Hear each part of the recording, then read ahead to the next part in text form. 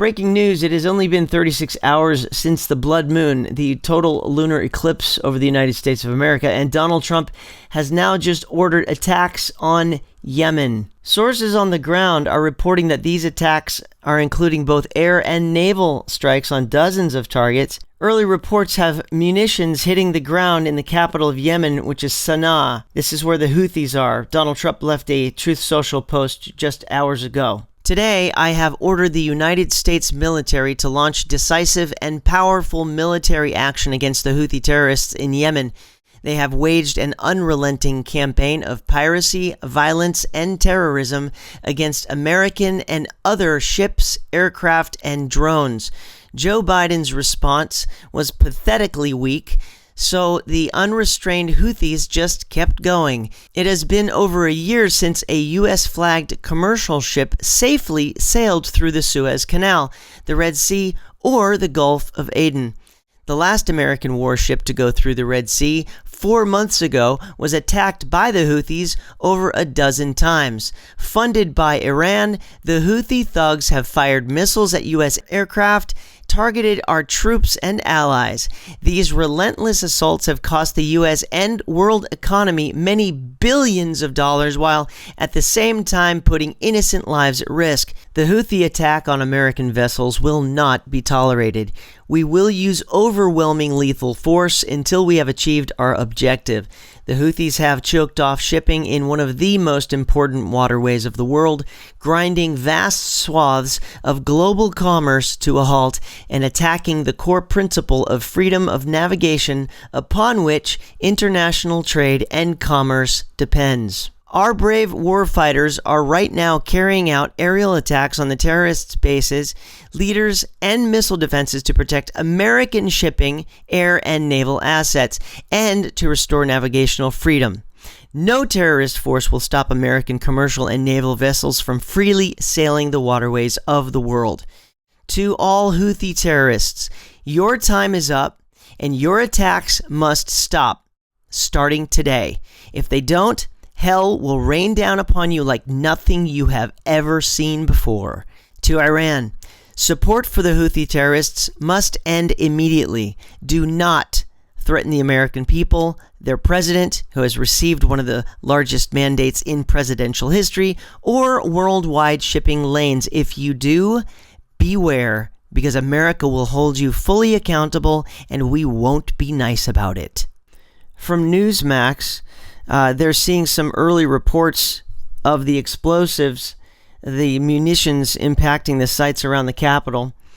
About 9:30, almost 10 o'clock there, local time in Yemen. They're seeing a large number of sites that are actively burning. It appears that this is a multi-wave attack with multiple targets around the capital. The Houthis have built up their infrastructure deep in some underground facilities of some areas around the capital. They have a vast control network around the western and southern ends of that country in the Gulf. One of the things that Newsmax was tracking just a few hours before this was the movement of the carrier strike group Truman.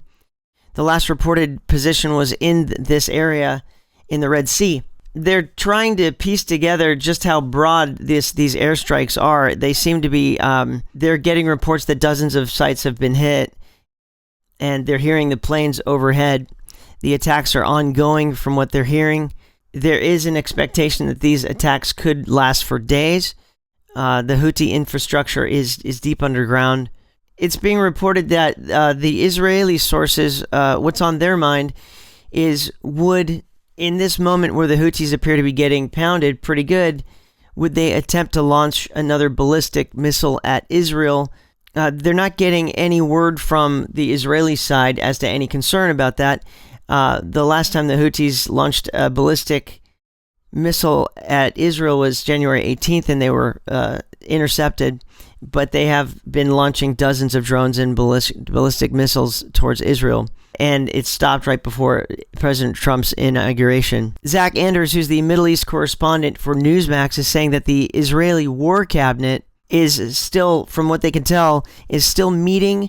They're getting some initial understandings that there may be some sort of decisive action taken by the Israelis and Prime Minister Benjamin Netanyahu tonight, not pertaining to the Houthis, but to Gaza.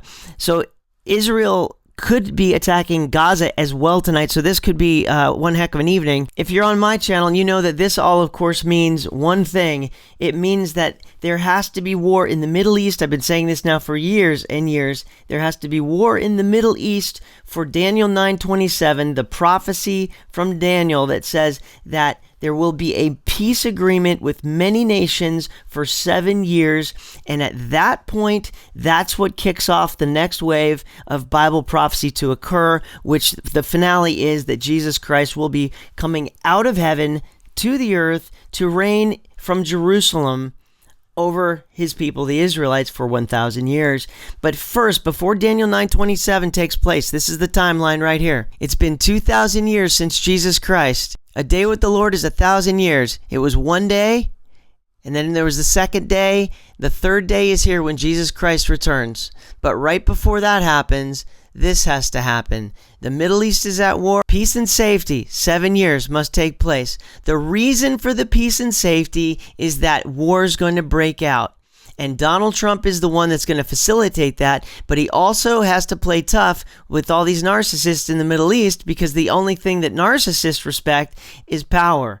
They don't respect weakness or like a Joe Biden nice guy. They don't. You have to be tough with narcissists. You have to be tough with tough guys. You cannot negotiate with terrorists. So Donald Trump is coming in here and he's going to show them who's boss.